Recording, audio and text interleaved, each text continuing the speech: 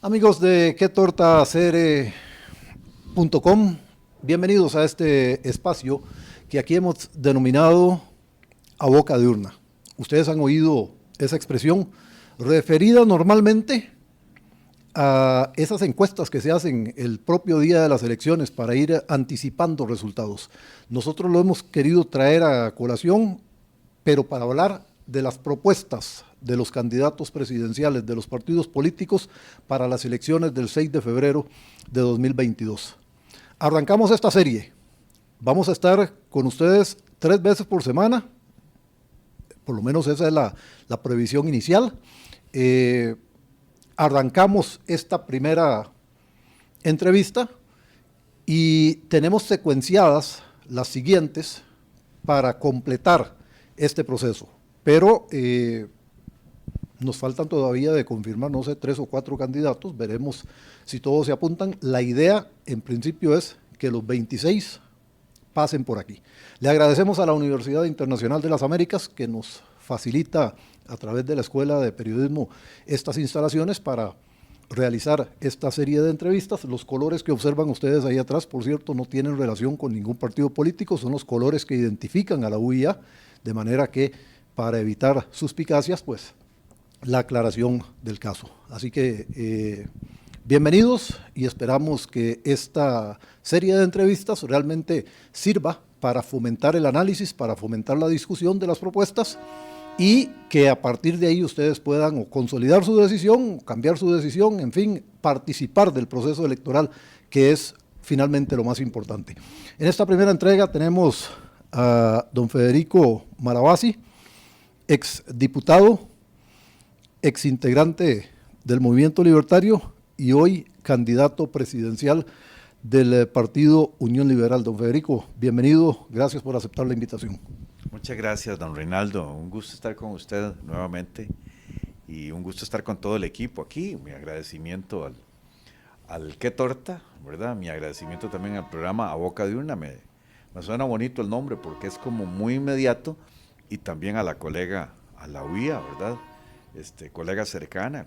Colega porque don Federico es de la UACA, esa es, digamos, su actividad más permanente, la actividad académica de muchos años, igual que su padre, don Guillermo Maravasi, un intelectual de reconocidísima trayectoria en nuestro país. Sí, pues me siento muy bien aquí, con todos amigos, aunque yo sé que la responsabilidad periodista obliga a poner una distancia para empezar con la ametralladora, pero con buena voluntad. Y distancia física, por cierto, por el tema del COVID también. Con respeto al tema, ¿verdad? Don Federico, lo primero que yo quiero preguntar es, a ver, usted se va del Movimiento Libertario y se va distanciado con Otto Guevara. Sin embargo, como en los matrimonios, excepcionalmente hay reconciliación y aquí hubo reconciliación. ¿Cómo fue esa historia? Bueno, en realidad yo tuve más bien unos choques con don Otto porque tal vez él, en mi criterio, no estaba entendiendo lo que estaba pasando y que pasó, ¿verdad? Nos tomaron el movimiento libertario, se concentraron en algunas cosas, él no se percató de que el partido fue absolutamente infiltrado, él estaba muy entusiasmado con su propuesta presidencial, ¿verdad? Y el movimiento nos lo quitaron absolutamente, hasta que, pues, es un contrasentido que a mí me costó prácticamente lágrimas, hacen una estafa al Tribunal Supremo de Elecciones. Habíamos peleado tanto contra la corrupción, habíamos peleado tanto contra el gasto público, y desmadran al partido haciéndole una estafa precisamente al Estado. Eso me dolió en el alma, ¿verdad? Y dentro de los papeles de la estafa aprovecharon una hoja de asistencia en la que yo había firmado. Estaba tan indignado, tan molesto, entonces digo, ya, y aquí se les olvidó el fin de la libertad, se les olvidó el fin del liberalismo, se les olvidó el proyecto que teníamos y uno va a perder hasta el modo de andar si se queda allí. Y me marché. Pero no he tenido nunca ningún problema para reconocer las 2 magníficas diputaciones que ha hecho Otto Guevara. Cuando salió mucha gente de la Unidad Social Cristiana, sobre todo en el caso del Movimiento Libertario, y salió mucha gente de Liberación Nacional, fue cuando se dio este fenómeno Yo diría que no solo en el movimiento libertario, en el PAC también. Y de alguna manera se desnaturalizaron los dos movimientos. Sí, en el caso del PAC, yo lo veía venir porque son gaveteros, siempre fueron gaveteros, ¿verdad? Usted ve que ahora que hay puestos internacionales, el primero que iba para la OCDE en París era Otón Solís, ¿verdad? Y cuando le preguntan por las cosas que pasan, se esconde. Pero en el caso nuestro, es que al principio habíamos renunciado a la deuda política. Entonces, cuando comienzan a transformar el partido para agarrar deuda política, ya yo me la veía venir, por eso me opuse a la deuda política y discutía con Otto, por ese camino no va, incluso algunos muy partidarios de don Otto hicieron unas cosas que terminaron en la ida de don Raúl Costales, uno de los fundadores del partido. A mí me pareció que eso no estaba bien, ¿verdad? Luego me acerqué a apoyar a Otto en una convención como el intento final por rescatar al partido y ya no se podía. Raúl, yo creo que sí tuvo muchas, por una conversación que en algún momento yo tuve con él allá en la prensa libre, me parece que sí tuvo diferencias más profundas con Otto, pero no lo detallamos en aquel momento, como que lo insinuó, pero no lo detallamos. A ver, el movimiento libertario irrumpe en la escena política costarricense con una línea, Otto siempre me decía que no, pero yo diría radical de derecha, para ponerlo de alguna manera. A mí me llama la atención que en estas elecciones hay tres distintas corrientes de lo que originalmente era el movimiento libertario y las tres van como partidos independientes. Es decir, ha crecido tanto el movimiento como para dividirse en tres y pretender ganar unas elecciones. Quisiera Dios que fuera eso, que abundan los liberales y que se montan en todo lado.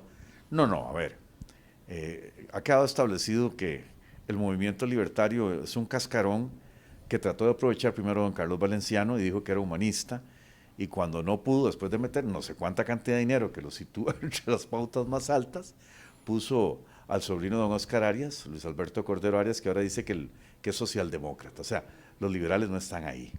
Ahí apareció otro partido. Que es curioso, porque de Valenciano todavía yo veo algunos rótulos que ya habían puesto. Sí, esto es una cosa rarísima, ¿verdad?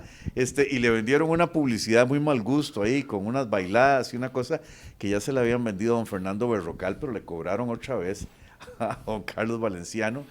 Y ya está claro que ese movimiento quedó con el libertario, pero no es liberal.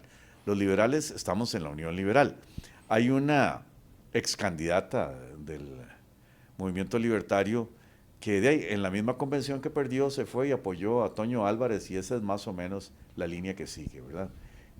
Quedó con algunos ex del movimiento libertario que la apoyan, pero eso tampoco es liberal. Entonces, en teoría, había más socialdemócratas en la última versión del movimiento libertario que libertarios. Es factible, yo creo que esas son las cosas que suceden. Viera que una de las cosas más simpáticas de don Raúl Costales, que era muy combativo, muy fiero, era como su vigilancia de la doctrina, ¿verdad? Era como el fiscal de la doctrina. Y cuando él se fue, yo creo que ahí la gente empezó un poco con ocurrencias, de manera que apareció Evita Arguedas, ya al principio se nos habían metido los gemelos Salas, y empezó a aparecer hasta Carmen Quesada, que de liberales nada, ¿verdad? De liberales nada, y eso es parte de lo que lo entristece a uno, porque a ustedes les consta que yo me rifé el físico peleando con don Abel Pacheco, con don Oscar Arias, con don Otón Solís, todos juntos, ¿verdad? Me atacaban prácticamente en manada para pasarme con el paquetón tributario, y uno luego de tanto esfuerzo por todas partes, pues se siente triste, ¿verdad? De que el vehículo, el instrumento lo hubiesen desnaturalizado tanto, entonces se colocaron otros en otras cosas y se prestó el partido a muchas cosas.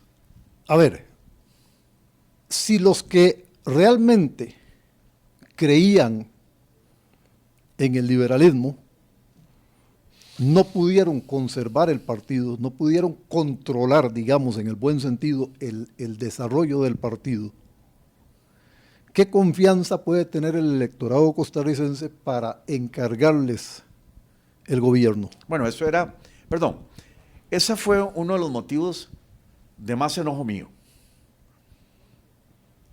Ustedes recuerdan cómo clamaba yo por el presupuesto equilibrado, por la contención del gasto público, el rol que tuvimos muy fuerte en destapar el tema de Alcatel, que a la gente se le olvida, que pringó a los partidos políticos de entonces, o el tema del préstamo finlandés, ¿verdad?, que manchó hasta la seguridad social del país, ¿verdad?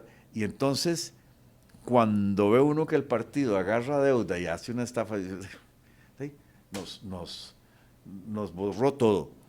¿Cuál es la experiencia que yo rescato de esto, ¿verdad? Y lo que me había hecho retirarme algún tiempo, don Reinaldo. Primero, las dos magníficas diputaciones de don Otto, y yo creo, sin falsa modestia, que mi diputación fue también muy señera en ese sentido, muy clara en lo que queríamos conseguir. Y los fundadores de este nuevo partido han hecho algunos blindajes que nos salvan de la irrupción de oportunistas, como pasó en el movimiento libertario. Entonces me convencen precisamente de integrarme a esta cruzada liberal. ¿Cómo cuáles, perdón? ¿Cómo cuáles blindajes? Asegurar la asamblea, asegurar los principios, tener en el aseguramiento de la asamblea, básicamente han hecho un tipo de capacitación que pues las personas siempre pueden mentir, pero que garantiza bastante la integración de los cuerpos básicos de la constitución de la asamblea, los fines y los principios. Tenemos gente muy honorable en algunos puestos de la asamblea, digamos, don Manfred Hüfner, don Paco Perdomo, fundadores, ¿verdad?, que ni siquiera están apareciendo en las papeletas, están garantizando el manejo probo del asunto, junto con don Johan Quesada, que ese sí está en papeleta, pero es una persona que ha hecho una capacitación y un estudio muy interesante, ¿verdad? Entonces, junto con don Miguel Jiménez y otras personas que han estado integrando la constitución del partido y la asamblea, que muestran más equipo, muestran un estatuto que nos garantiza mucho mejor el funcionamiento conforme lo queremos, y por eso me convencieron, ¿verdad? Porque con mucha claridad se nota cómo han blindado ideológicamente el partido entre lo razonable y también el proyecto de largo aliento, ¿verdad? Creo que en hay más garantías de que no nos vamos a quemar, ¿verdad? ¿Cómo es que se dice que uno cuando se ha quemado con leche ve la natilla y llora, ¿verdad? A mí me llegaron a pedir que me integrara, y una vez que me llegaron a pedir que me integrara, a exigir que tomara un puesto de lucha, y yo al principio no quería. Yo quedé muy resfriado con lo del movimiento libertario. Y también tengo una experiencia con el movimiento libertario. En un momento en que, incluso con amenazas graves, estaba enfrentando yo el paquete tributario, con digamos, un gasto personal muy grande, un sacrificio de mi familia, se aprovechó eso para removerme de algunas cuestiones administrativas dentro del partido, y prácticamente nos robaron la Secretaría de Territoriales, y allí algunas personas empezaron a reconstituir sus intereses dentro del partido. Eso ahora me queda claro, ¿verdad?, en la perspectiva de la distancia, qué fue lo que pasó y qué personas se metieron y cómo hicieron esto, y luego ellos aprovecharon la deuda política y se convirtieron como en mercenarios. La entrada de la deuda política, cuando la gente entendió que allí iba plata para repartirse, hicieron a un lado el trabajo voluntario de mucha gente que había llevado arriba el movimiento libertario, fueron desplazados por mercenarios. Entonces, el haber visto esa experiencia, el haberla tenido, el haberla sufrido, a mí me da una espuela que no tenía antes para cuidarme la espalda, ¿verdad? Yo me preocupé mucho del trabajo que hacía en la Asamblea Legislativa, fui el diputado, sin rajar, pero que a más sesiones asistió. Y que más mociones presentó, ¿ah? También. Todavía me acuerdo de la escena del carretillo. También más mociones presenté, y además el que hizo más uso de la palabra, ¿verdad? Y bueno, el tiempo en comisiones, que es el trabajo secreto que muchas veces no trasciende en la Asamblea Legislativa, el que yo hice fue muy, muy puntilloso, meticuloso, excelente, laborioso. Casi reventaba a mis asesores. Había un momento en que estaba solo porque ya se habían ido para la casa molidos, y yo seguía hasta el final de las sesiones, sábados y domingos, ¿verdad? Porque el esfuerzo que hizo Mario Redondo para para que Abel Pacheco no cumpliera su palabra de no poner impuestos fue inmenso, ¿verdad? Y convocaba domingos, sábados, a ver en qué momento me lograba encontrar descuidado, ¿verdad? Entonces, de ahí, sacrificio de la familia, sacrificio de las cosas que yo hacía, y por si fuera poco, ¿verdad? Los diputados de San Carlos me nombraron también diputado de San Carlos, ¿verdad? Y ayudamos, entre otras cosas, a que se iniciara una carretera que nunca se terminó, ¿verdad? Y a otras cosas. Y otra lección que me di cuenta es que en algunos partidos uno se tiene que cuidar la espalda, porque de nada sirve estar uno adelante si la retaguardia está mal. Y en este partido estamos cuidando la retaguardia también. Vamos a ver si les resulta. Vamos a ver si les resulta después de las elecciones. Termino la última de las formalidades para ir a la parte programática, que es la esencia de lo que queremos tratar aquí. Ahora que usted mencionaba a Raúl Costales, cuando se hizo la conferencia de prensa de presentación del movimiento libertario, recién pasadas las elecciones del 90, yo cubrí esa conferencia de prensa en el Hotel Costa Rica. Está Raúl Costales a la derecha, Otto en el centro y don Rigoberto Stewart a la izquierda. Empieza Otto la presentación y lo primero que dice es, bueno, dentro de los principios ideológicos de este partido, nosotros estamos por el no a los impuestos. Le confieso que yo me reí, cosa que en teoría no debe hacer un periodista, pero es que realmente me hizo mucha gracia. Viene el periodo de preguntas y levanto yo la mano, me dan la palabra. Don Otto, dígame una cosa, si en este partido están en contra de los impuestos y usted ya dijo que los van a eliminar si llegan al gobierno, ¿cómo se va a financiar el gobierno? En cuenta su salario, porque no creo que va a ser presidente de gratis. Con donaciones voluntarias. Le confieso que otra vez me dio risa. Otra vez hice algo que un periodista en teoría no debe hacer, pero uno no va a una conferencia de prensa esperando oír eso. Luego el movimiento libertario cambió la tesis con respecto a los impuestos. No más impuestos. La teoría pasó a ser no más impuestos. El Unión Liberal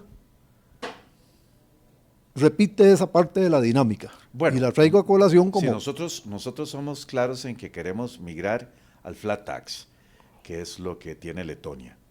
El impuesto es una desgracia, ¿verdad? Y desde la Carta Magna 1215... ¿No será una desgracia necesaria?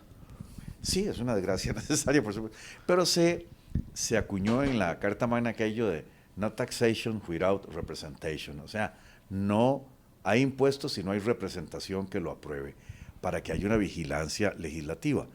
El lema no más impuestos, digamos que lo razonamos mejor, o digamos ahí fue parte de mi aporte, no más impuestos, era prácticamente mi eslogan.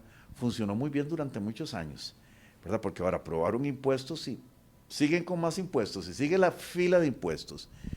El impuesto, tal como viene concebido en Occidente desde la Carta Magna, es un tema de un convenio entre el pueblo y el gobierno. En teoría. Así es como debería ser. Y por eso el impuesto tiene que ser general, ¿verdad? El impuesto tiene que ser general, y no solo ser general, sino que tiene que ser entendido como la medida de lo que tiene que hacer el gobierno. Incluso hay una norma importantísima en nuestra Constitución, el artículo 176, que dice que los gastos presupuestos no deben exceder los ingresos probables. Norma que ha sido reiteradamente irrespetada y que es la causa de muchísimos males en este país, del endeudamiento público, del exceso de gasto. Y por eso incluso a finales del siglo pasado, algunos grandes pensadores, economistas y juristas, en cuenta los dos grandes Albertos, don Alberto Martín y don Alberto Di Mare, clamaban por las garantías económicas, porque veían cómo esto se estaba descomponiendo, ¿verdad? Y la gente no leyó el asunto. Tenemos tal clase de endeudamiento que mis pobres nietos, uno que acaba de empezar la escuela y otro que no ha llegado a la escuela, ya están con una jáquima impagable por ellos en este momento, y que no hemos hablado de los salvamentos ni de las cosas que siguen creciendo. Por eso es que creemos en limitar el gasto público y que el impuesto sea una llave inteligente, también para decir al Estado, hasta aquí, ¿verdad? Ese es el papel que debe jugarse en el Congreso. Y esa, digamos, esa es la propuesta también de Unión Liberal, ¿verdad? Entremos de una vez en los aspectos programáticos. A ver, hay una cosa que yo no entiendo, y es una cosa que no entendía de ustedes desde que estaban en el movimiento libertario. A ver, me parece a mí que cualquier propuesta en ese sentido tiene que ser integral. No se trata simplemente de decirle al gobierno, no, a usted no le voy a dar más ingresos.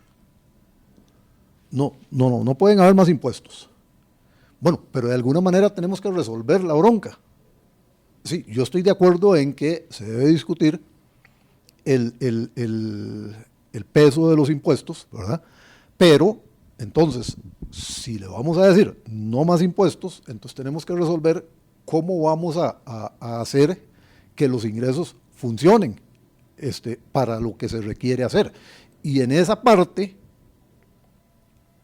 yo no recuerdo, por ejemplo, ese periodo de la diputación suya o los periodos de las diputaciones de Otto o incluso el periodo de diputación ahorita se me fue el nombre de pila, el hermano de Peter, el hermano de Otto, yo no recuerdo propuestas en esa línea. Es decir, en decir, ok, sí, tenemos que quedarnos con los impuestos que hay, si no es que reducirlos. Pero ok, ¿cómo hacemos lo que tiene que hacer el gobierno? ¿O cómo hacemos que el gobierno lo haga de manera más eficiente para dejar de cargarle la cuenta a la gente? Bueno, la pregunta que usted hace es fantástica para efectos de difundir lo que nosotros queremos hacer. Desde que hemos estado en la Asamblea Legislativa hemos venido exponiendo paralelamente el proyecto de Estado y de sociedad que queremos. Lo que pasa es que no se nos ha dado, digamos, el mismo espacio. Y yo recuerdo que en la Comisión del Gasto Fiscal, en las dos comisiones en las que me correspondió estar, en las que eternamente en ese periodo constitucional se intentó maltratar a los costarricenses con la angurria fiscal, yo aproveché en cada intervención, en esta parte didáctica que usted extraña, pues que tal vez no trasciende, de ir modelando lo que queríamos. Y desde aquel tiempo hablábamos del flat tax, y desde aquel tiempo hablábamos de la curva del Laffer, y desde aquel tiempo hablábamos del Estado controlado que queremos. El Estado es una resultante de un convenio, de una sociedad para vivir mejor, ¿verdad? Por eso algunos autores hablan del contrato social. O sea, nosotros nos juntamos en un Estado para vivir mejor, no para vivir peor, es para vivir mejor y entendemos que esa construcción jurídica nos va a garantizar algunos derechos, ¿verdad? En cuenta la propia libertad. O sea, sacrificamos un poquito de libertad para garantizarnos toda la libertad, por decirlo así. Y entendemos que es... Entonces, ciertamente la libertad no es absoluta. Bueno, en realidad nunca lo es, aunque mentalmente lo sea. Hay varias dimensiones de la libertad: filosófica, política, jurídica, económica, y ciertamente uno queda limitado por el lugar en que está, por la inteligencia que tiene, por la edad que tiene, por los medios que tiene, ¿verdad? Pero filosóficamente... Y en alguna forma por el Estado, ¿o no? O por los convenios, o por los amarres, o por los compromisos que usted hace, ¿verdad? Si usted vive en una isla, está limitado por el mar. Si vive en una montaña, está limitado por la montaña, a la par de un río. O sea, hay limitaciones. Pero también hay limitaciones que establece el gobierno. A ver, en la teoría, ya que nos estamos metiendo en una cosa jurídico-filosófica que a mí me encanta. La teoría es, a ver, usted y yo vamos a vivimos usted y yo en una isla. Entonces, en lugar de estar cada uno bregando solo, a ver, Reinaldo, usted y yo que estamos viviendo en esta isla con nuestras familias, mejor convenimos en hacer un esfuerzo común. De eso se trata el Estado. Ok, ¿qué vamos a hacer? Bueno, vamos a tomar las decisiones de esta manera, vamos a compartir el trabajo. Ok, la libertad que tenemos cada uno en la mitad de la isla va a quedar un poquito limitada porque voy a ganarme lo que el otro tiene también. Ese es el contrato social. ¿Y cómo la dibujamos? Ese es el contenido constitucional y esa es toda la técnica constitucional. Por eso las constituciones tienen una declaración de libertades. Como dice León Duguí, el jurista León Duguí, lo esencial es que tengan este pronunciamiento de libertades para decirle al Estado, nos vamos a organizar, pero usted me respeta estas libertades. Entonces viene el poder de la ley. la ley puede empezar a legislar respetando ese Estado de Derecho y esas libertades básicas. Ese es el dibujo. Claro que hay alguna limitación. Por ejemplo, la libertad de circulación, si nosotros aceptamos en una sociedad que haya carreteras, vamos a tener que aceptar que se circula por un lado. No importa si a la derecha como hacemos nosotros o a la izquierda como hacen los ingleses, pero no como los carros chocones. Eso me limita, pero potencia mi libertad. Bueno, lo que pasa es que en algunas áreas, y ya voy a ir a eso, hay que ver cómo interpreta cada quien si se está potenciando la libertad de la gente o perdón, no. ahí viene Pero todo. es que hay un tema. 2 veces me ha mencionado el contrato social. El contrato social es un concepto marxista. No, en un partido liberal. no. Es un concepto de la Ilustración, un concepto liberal. Marx, que va, no se le podía ocurrir tanta inteligencia. El contrato social lo verá usted tanto en John Locke como en Voltaire, como en Rousseau, en todos los escritores del liberalismo. Es un tema fundamental. Entender que nosotros somos libres y que si estamos en un Estado es que hay un contrato social para vivir en Estado. Entonces, no me meto en un Estado para vivir peor, me meto en un Estado para vivir mejor. ¿Verdad? Ese es el principio de toda la Ilustración, ¿verdad? El principio del liberalismo ilustrado y el principio constitucional que tenemos nosotros. O sea, estamos viviendo en sociedad para vivir mejor. Vamos a hacer ese contrato social y ya la discusión de todos los autores es si ese contrato social es real o es una abstracción que vamos a tener allí como la norma fundamental hipotética. Esa es la discusión que tienen algunos. Pero es importantísimo señalar, la idea de vivir en un Estado organizados es precisamente un contrato social y algunos incluso lo semejan a la constitución política. Usted hablaba ahora de que durante su gestión como diputado se estaban ya planteando de parte suya algunos lineamientos en la dirección que ustedes quieren. Pero, a ver, las cosas hay que aterrizarlas. Es decir, y lo traigo a colación porque yo, analizando el programa de gobierno que presenta la Unión Liberal, me sentía como leyendo, no sé, una tesis, una tesina. Y yo decía, sí, se quedó en el profesor universitario. Es que hay algunas cositas aterrizadas, pero cuando me empiezan a decir, mire, es que ya solo esto que dice la Constitución es en sí un programa de gobierno. Sí, claro. Y ya solo esto que dice la Constitución es otro programa de gobierno, y ya solo esto que dice la Constitución es otro programa de gobierno, y no sé cuántas veces repiten esa frase a lo largo del Pero Reinaldo, de verdad que documento. lo leyó usted, de verdad que lo leyó. Lo tengo que ¿Cuándo me ha felicitar. visto? ¿Usted cuándo porque me ha lo visto a leyó. mí haciendo el trabajo a medias? Nunca, A ver, nunca. entonces, yo decía, pero puña, pero a ver, me suave, encanta porque pero- es exactamente así lo decimos. Sí, Exactamente así lo decimos. pero ahí me falta, porque no me dicen concretamente qué van a hacer ni cómo lo van a hacer. Y es que eso es importante porque, volviendo al tema de los de izquierda, y los de izquierda usted los oye y suenan parecidos a ustedes. Todos quieren que el ciudadano viva mejor. Sí. Y pues resulta que están en extremos opuestos en cuanto a las formas. Entonces, yo quiero que me digan más formas. Muy bien, ¿Cómo vamos a hacer esto? ¿Cómo muy vamos bien, a hacer pero, aquello? Por a ver, ejemplo, ustedes hablan de que el Estado debe ser más eficiente, que el Estado debe ser más pequeño. Bueno, sí mencionan por ahí Las funciones básicas. la venta de Fanal, Fanal, la venta eventualmente de un banco, cosas de Recope, la venta de pues. algunas cosas de Recope, que no entiendo por qué algunas cosas de Recope y Le no voy a decir Recope. por qué. Porque el monopolio no, el monopolio se acaba. Y lo Recope lo que más vale es el monopolio. Pero entonces, ¿cuánto le vamos a sacar? Perdón, Entonces, ¿cuánto va a ganar la sociedad costarricense si ya se libera de un monopolio? yo creo que el problema fundamental en el caso de los combustibles no es el monopolio de Recope. Conste que yo no estoy a favor de los monopolios. Discuto seriamente la irresponsable forma, desde mi punto de vista, en que se abrieron los mercados de telecomunicaciones y de seguros, porque yo creo que eso, los que lo hicieron mal. Nosotros debimos haber asumido como país la responsabilidad de discutir ese tema y resolverlo, no meterlo camuflado en un tratado de libre comercio para forzar que se hiciera. Igual con fecundación in vitro, que fuimos a una instancia internacional. Es decir, nos volvimos tan pendejos que ahora resulta que la forma de resolver las discusiones aquí es no hacerlas e ir a que afuera nos la resuelvan. Bueno, Reinaldo, yo tiene no estoy de razón, acuerdo con pero eso. recuerde que hubo un referéndum y en el referéndum se discutió eso. Sí, pero, y se aprobó. pero es que hay una cosa. Cuando a mí me echan en un paquete toda una serie de transformaciones y entonces usted dice, voto sí o voto no. Si voto no, pierdo todo. Si voto sí, voy con todo.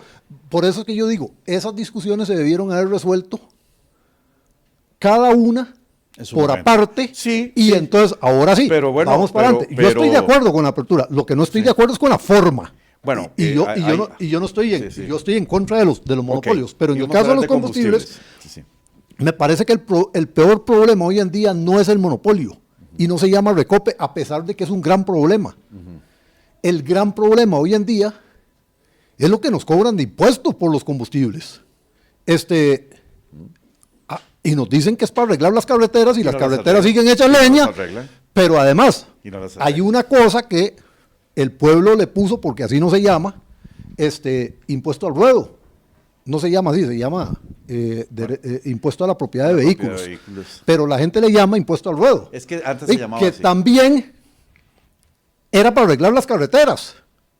Y seguimos sin arreglar las carreteras. Entonces se pagan 2 veces los impuestos y no se arreglan las carreteras. Entonces, claro, me parece a mí que ese problema es más serio que el que exista Recope. Claro. A ver, nada más para montarme sobre el argumento. Le hice un enredo ahí, ¿verdad? No. Yo creo que tiene razón y creo que un poquito más y me gano el voto suyo, porque creo que está clamando como todos. Yo no soy candidato. Para que cambiemos. No, pero es votante. Y tenemos que utilizar el voto como la llave para cambiar nuestro país. A ver, aquí, en esto que usted señala, yo creo que está poniendo el dedo en la llaga.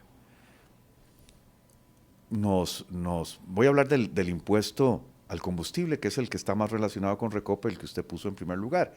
Lo que pasa es que yo creo que con mucha consistencia también tocó la periferia del asunto. Pero situémonos en el impuesto al ruedo. Lo aprueban durante la administración Figueres, ¿verdad? Y como un compromiso nacional, ¿verdad? Casi el impuesto con la representación, porque nuestras carreteras eran un desastre y no había de dónde tomar plata, y que entonces íbamos a cobrar este impuesto para que a través de la transformación en CONAVE y a través de unos fondos municipales se iba a dedicar a mantener esta red, que supuestamente es la red más grande de Centroamérica de carreteras, porque eran un desastre. Entonces, los que teníamos automóviles íbamos a hacer un esfuercillo más, ¿verdad? Un esfuercillo que nos iba a encarecer, por supuesto, el uso del automóvil, porque iban a hacer carreteras de primera. Y don Reinaldo, si usted ve todas las licitaciones, se pagaron carreteras de primera, pero nos entregaron de quinta categoría en las poquitas que hicieron. Porque yo recuerdo, incluso en tiempos de Abel Pacheco, que fue ya más tiempo posterior de que se aprobara el impuesto, que seguía sin gastarse en carreteras, y se lo reclamé directamente a la administración de Abel Pacheco. La usaban para pagar maestros, aguinaldos y otras tonteras, y no lo dedicaron al fin que tenía, ¿verdad? Y todavía ahora con el plan que hizo don Mario Rodríguez y Méndez Mata, nos dijeron que si lo lograban hacer todo, garantizaban que el atraso era solo de 40 años. Usted lo dijo, es una estafa. ¿Por qué sucede esta estafa?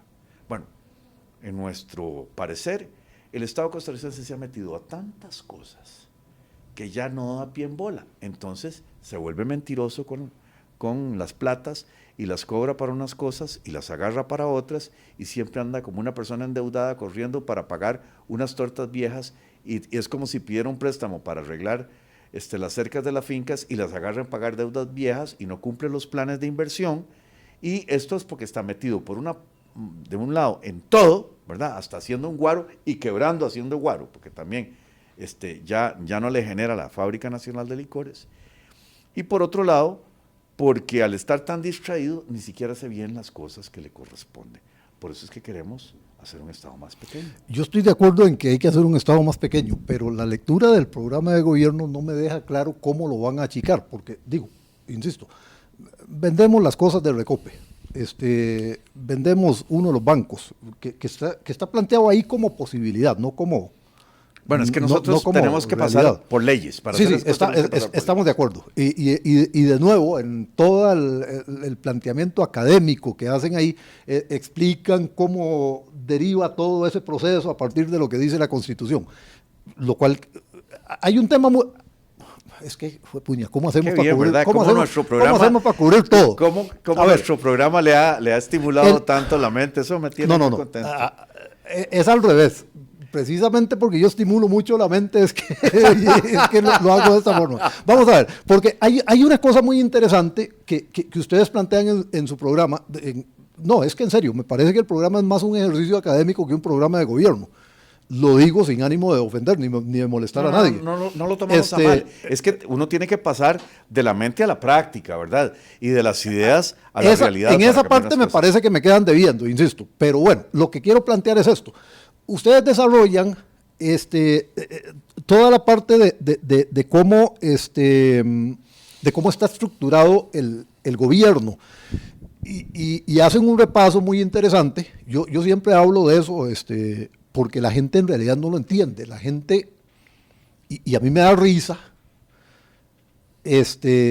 además de la congoja, de oír, por ejemplo, a diputados hablando del gobierno.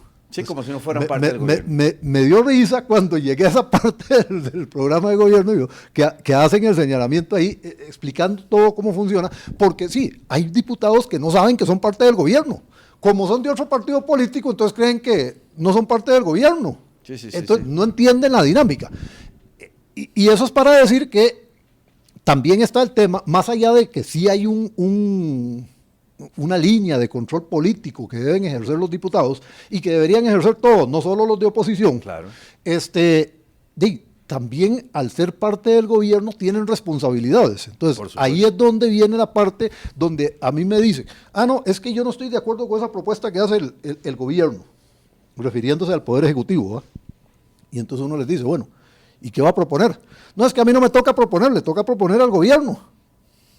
Entonces, son diputados que tras de que no entienden de a qué va el asunto, todavía encima creen que lo que tienen es poder de veto y no responsabilidad de proponer.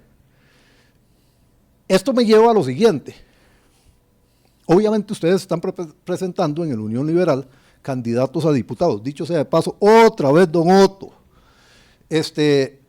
Pero ahí en tercer lugar de la papeleta por San José va don Federico Malavasi también. Por si no gana la presidencia. Si ustedes ganaran la presidencia, claramente necesitan una fracción grande para poder hacer las cosas que quieren hacer. Sí. ¿Verdad? Sí, o poder de convencimiento. Bueno, poder de convencimiento en las cosas que quieren hacer, dudo mucho que lo lleguen a tener. Al menos entre los políticos que van a quedar ahí, que son los que van a tener que tomar las decisiones. Pero eso me lleva a preguntar una cosa. Usted durante su gestión como diputado, más usted que don Otto, aunque don Otto también lo hacía, tenían la práctica de boicotear aquello con lo que estaban en contra si no tenían posibilidad de ganar la votación. Sí, sí. Ustedes hacen también en todo ese ejercicio académico de su plan de gobierno un análisis sobre cómo debe funcionar la democracia, pero no mencionan esa parte. Y en democracia yo interpreto que al final de cuentas hay que tomar decisiones, porque si no nos quedamos pegados. Y la forma más práctica de tomar decisiones que yo conozco es que los asuntos se sometan a votación.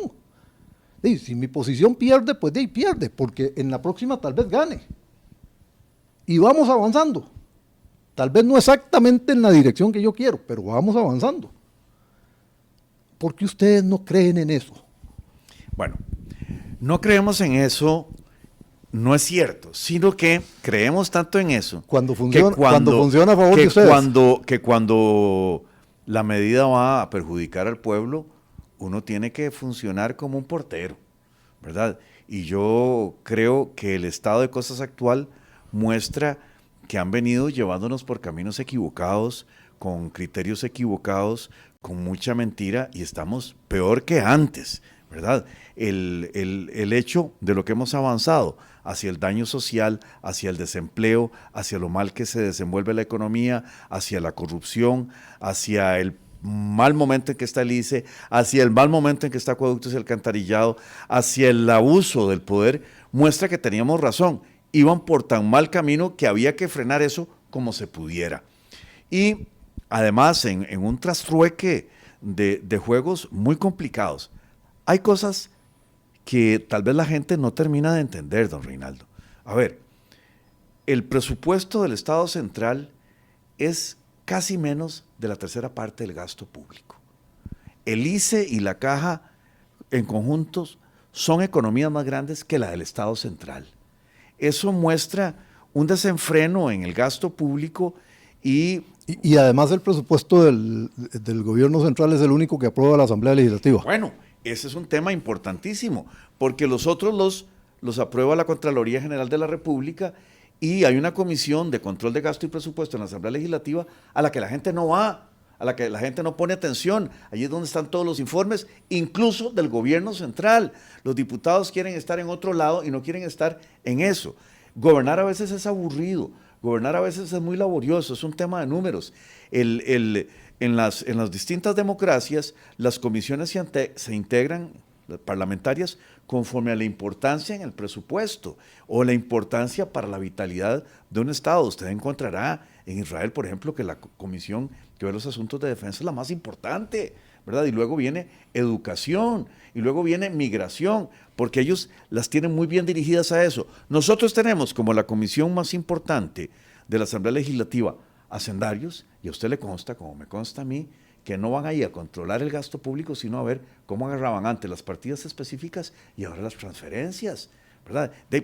Se nos cambió todo. Esa era la comisión ideal para hacer el control, porque presupuestar es gobernar. Y a final de cuentas, quien aprueba el presupuesto es el Poder Legislativo. El Poder Ejecutivo se lo somete y allí prácticamente lo deja pasar. Bueno, incluso en el relajo de Henry Mora, que lo aprobó sin que se aprobara, ¿verdad?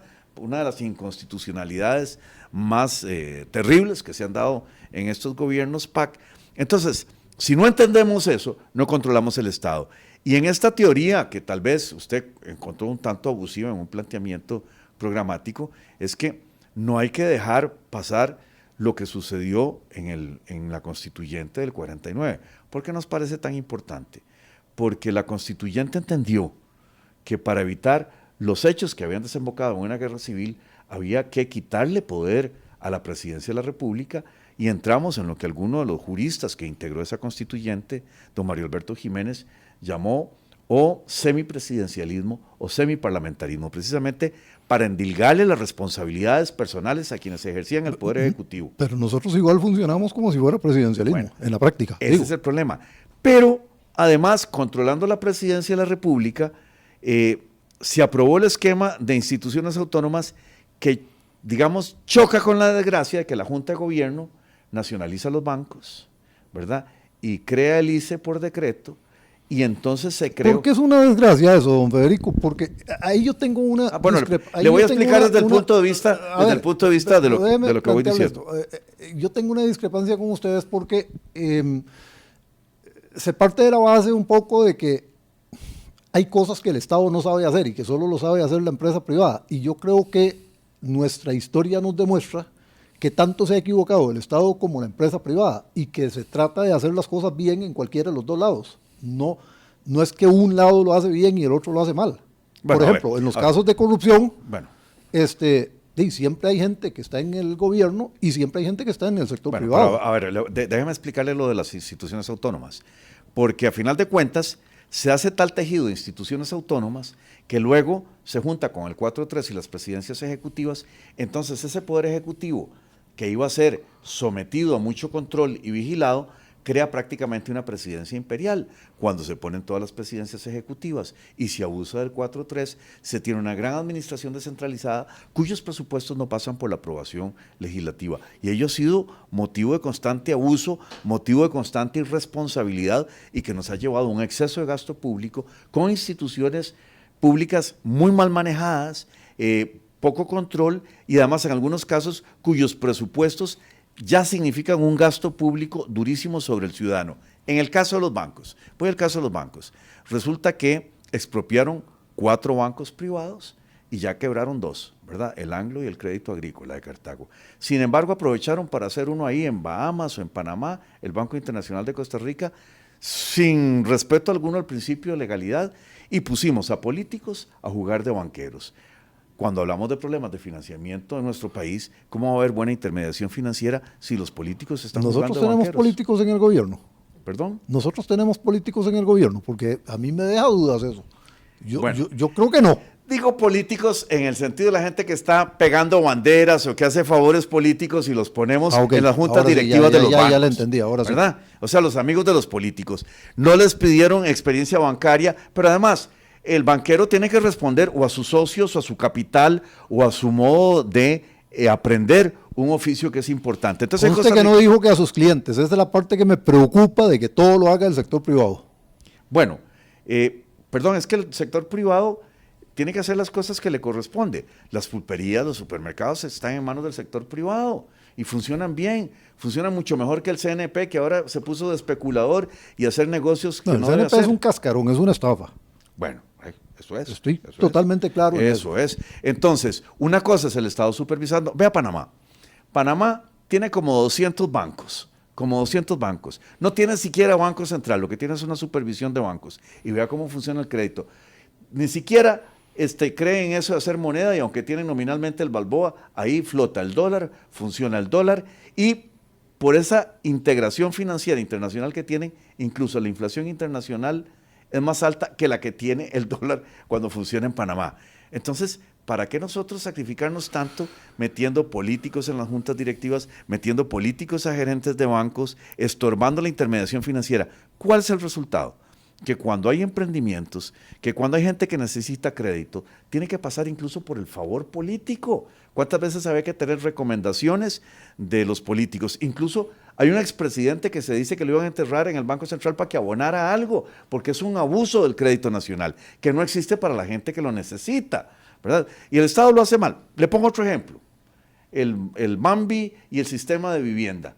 Este año, 6,000 y pico soluciones de vivienda menos, ¿verdad? Porque dicen que tienen una crisis financiera, pero ¿cuántos salarios menos? ¿Cuántos empleados menos? ¿Cuánta burocracia menos? Por eso yo le decía, el programa de gobierno de ustedes no aterriza cosas, menciona muy poco sobre esa reducción del tamaño del Estado. Por ejemplo, ahora que usted menciona el Bambi, yo creo que no hacía falta un ministerio de vivienda y no hacía falta el Bambi. Lo que había que hacer era reestructurar el INBU para que el INBU volviera a funcionar como se planteó al inicio. Pero no hacía falta crear 2 instituciones alrededor y quedar con 3. Pero es que eso es el principio, no controlar el gasto público. Seguirán pululando las instituciones. Pero ustedes no nos dicen cómo lo van a hacer. Bueno, le voy a explicar la metodología, porque yo creo que usted... Leí, no entendí. No, yo creo que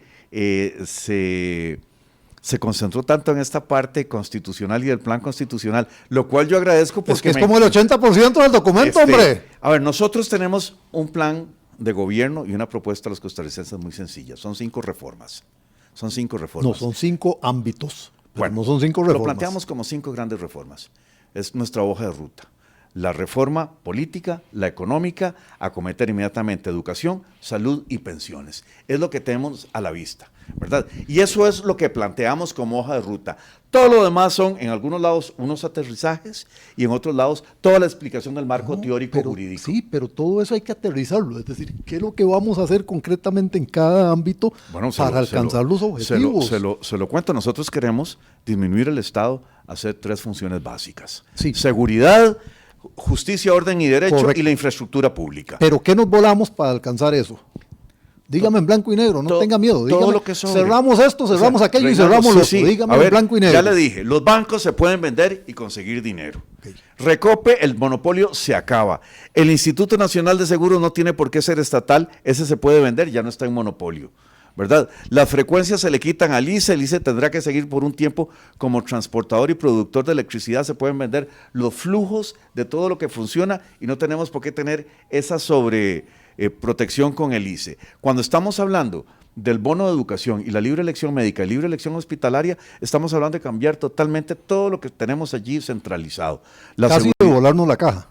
Es que la caja está para servir al ciudadano y si no sirve al ser humano... En realidad todo el gobierno, en bueno, buena teoría. Todo el gobierno, usted lo está diciendo muy bien, yo creo que ya lo estamos convenciendo.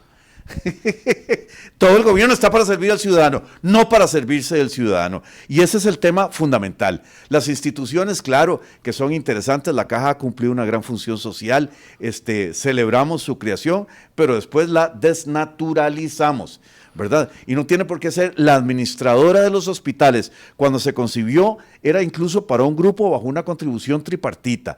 Creo que ahora, con el sistema donde pululan tantos tipos de pensiones en el ámbito público, deberíamos crear un nuevo régimen de pensiones, un régimen de pensiones único y allá incluso donde se cotice todos igual por una pensión única, porque no tiene sentido, don Reinaldo, que cuando la gente se jubila sigan estableciéndose diferencias, todos cotizan igual, todos reciben la misma pensión y si usted tiene más dinero y quiere hacer otras cosas con su dinero, vaya a buscar una pensión privada, vaya a ahorrar o gásteselo, pero sabemos todos que tenemos una pensión.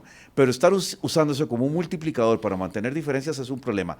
Y vamos... Estoy de acuerdo con eso que acaba de decir. A mí me gustaría ver eso funcionando. Pero hay una cosa, por lo menos así lo interpreté yo, que ustedes dejan abierta la posibilidad de que la gente decida si cotiza o no cotiza. O lo vi mal. Bueno, tal vez... Porque es que hay un tema. Perdón. Si la gente decide si cotiza o no cotiza, y yo decido no cotizar, aunque usted me diga que no, si yo llego a ser viejito,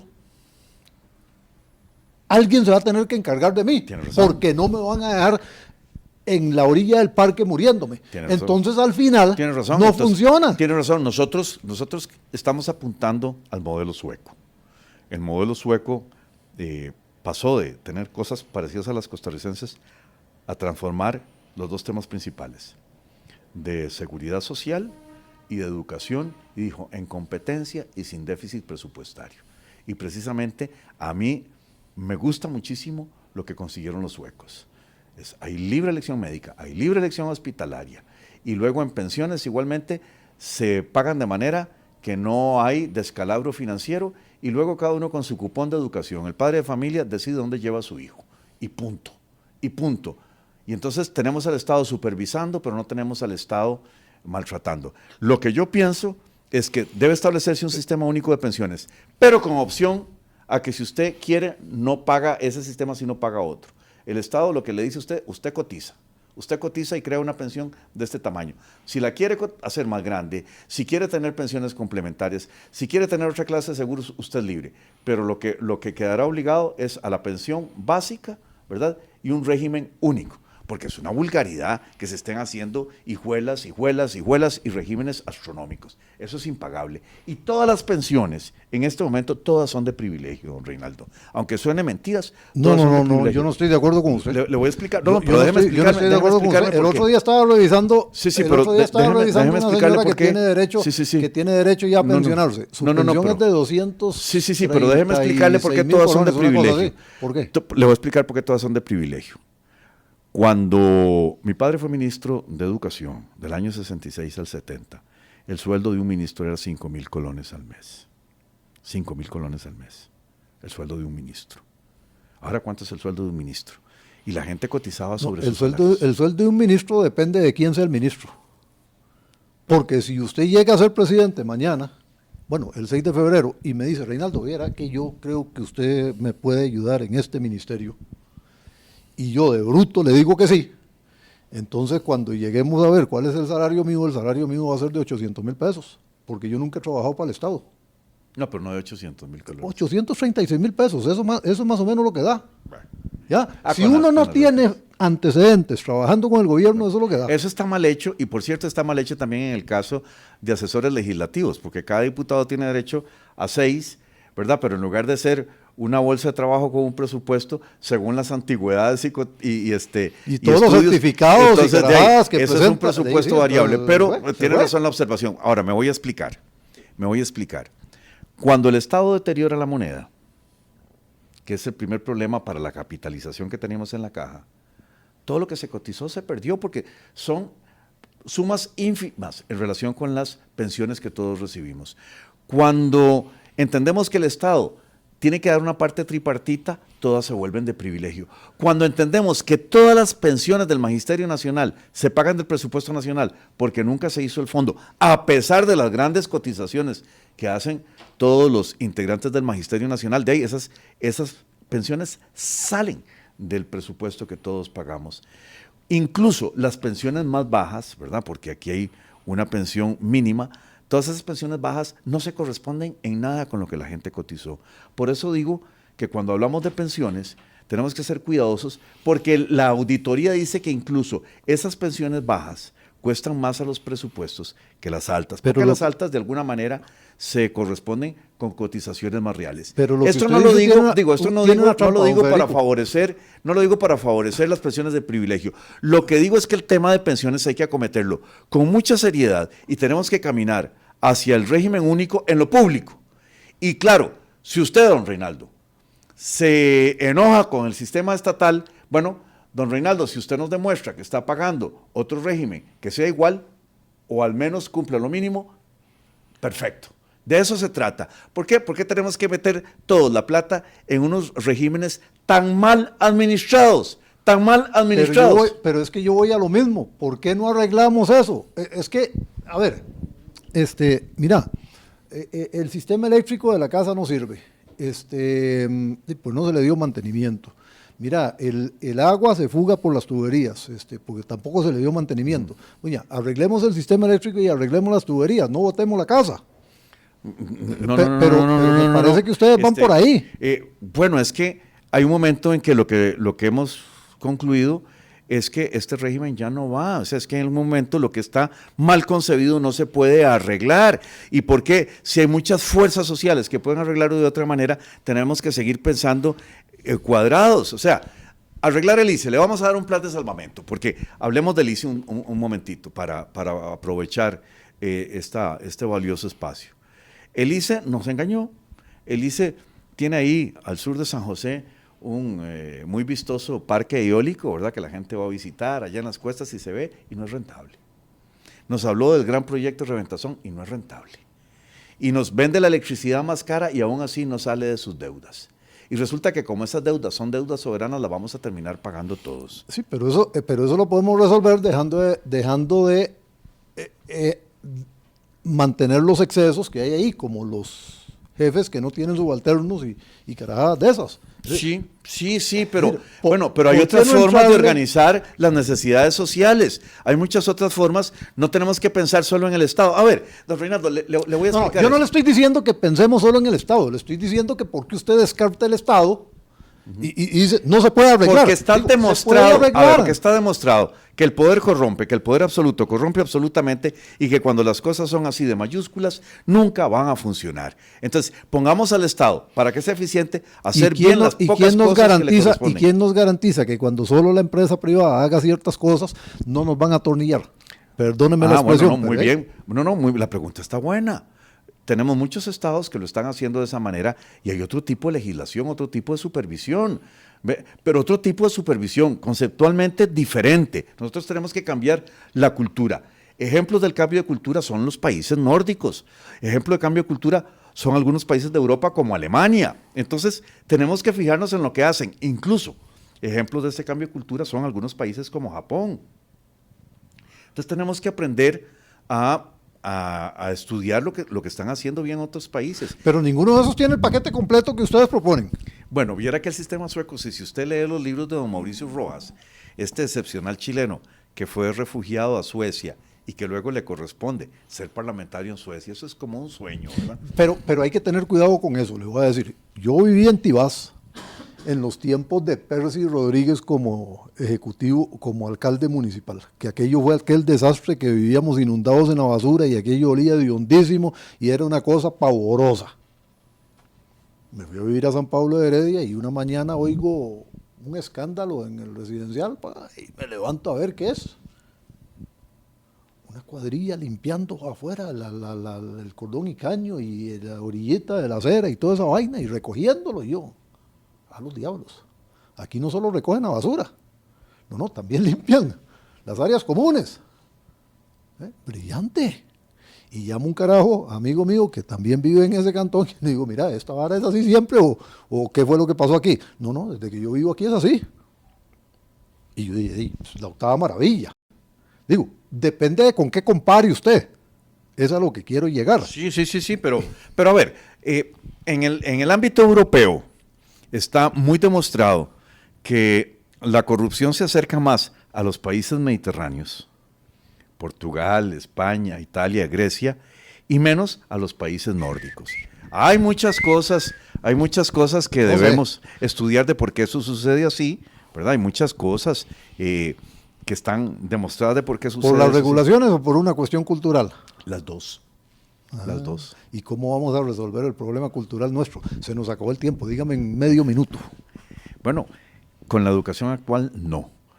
Pero si nosotros empezamos a formar la cultura a la vez de otro tipo de leyes y después eliminar los focos de corrupción. Es que dicen que en arca abierta hasta el gusto peca. Pero es que volvemos a lo mismo. Los focos de corrupción, hemos visto innumerables casos en nuestro país, no se dan solo de un lado, se dan de los dos lados. Es decir, hemos visto focos de corrupción gestados desde el sector privado. Sí, son lo que la gente llama empresarios, pero eso se da porque allí hay cuellos de botella, porque hay peajes, porque hay embudos, y eso es caldo de cultivo para el foco de la corrupción.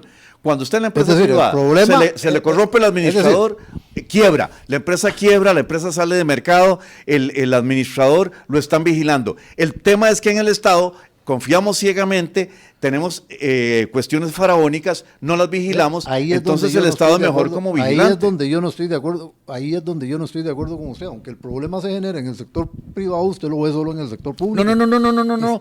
Perdón, es que el arca abierta funciona para los dos lados. Pero cuando el Estado es supervisor y no gestor es diferente. Pero además, el Estado de Nosotros no hemos sido buenos supervisando. ¿Qué? El Estado nuestro no porque no se supervisa principalmente a sí mismo. No, cuando contrata una obra pública y la tiene que supervisar, la supervisa pésimo. Okay, y es un desastre del carajo. Un minutito.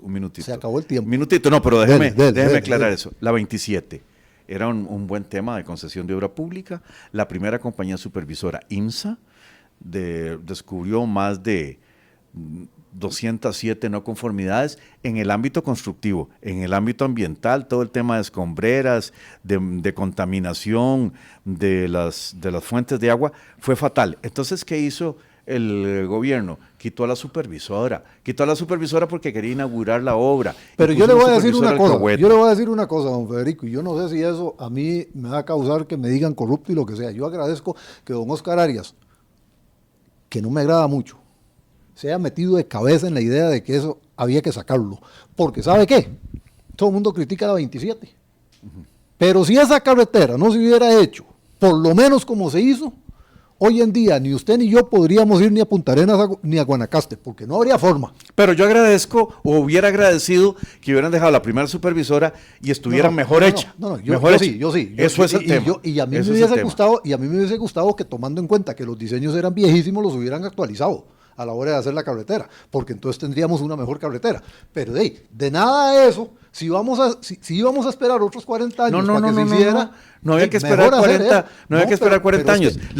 Había que seguir las recomendaciones de la supervisora. ¿Por qué yo digo que había que esperar 40 años? Usted habló ahora de la carretera San Carlos. Usted dijo, impulsaron la construcción. Sí, pero cuando ustedes empezaron a impulsar la construcción, ¿cuántos años tenía el proyecto?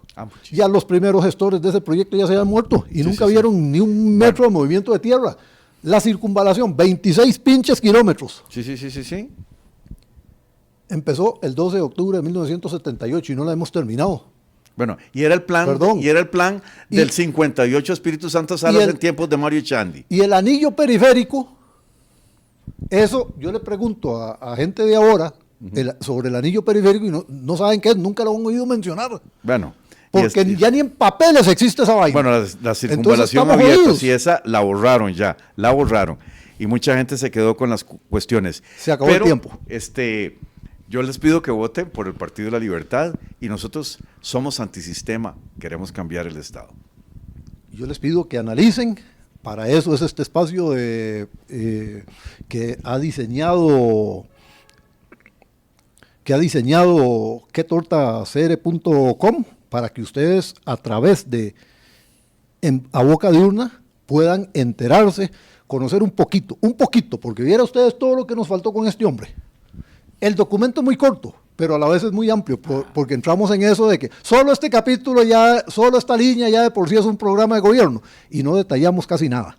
Entonces sí falta mucho, pero yo los invito a que lo lean. Los programas de gobierno están en el sitio en internet del Tribunal Supremo de Elecciones, ahí los pueden ir consultando, para que tengan una mejor referencia para decidir su voto. Don Federico, muchísimas gracias. A usted, don Reinaldo, y a todo el equipo de Qué Torta y el equipo de A Boca de Urna y también a la anfitriona, a la UIA.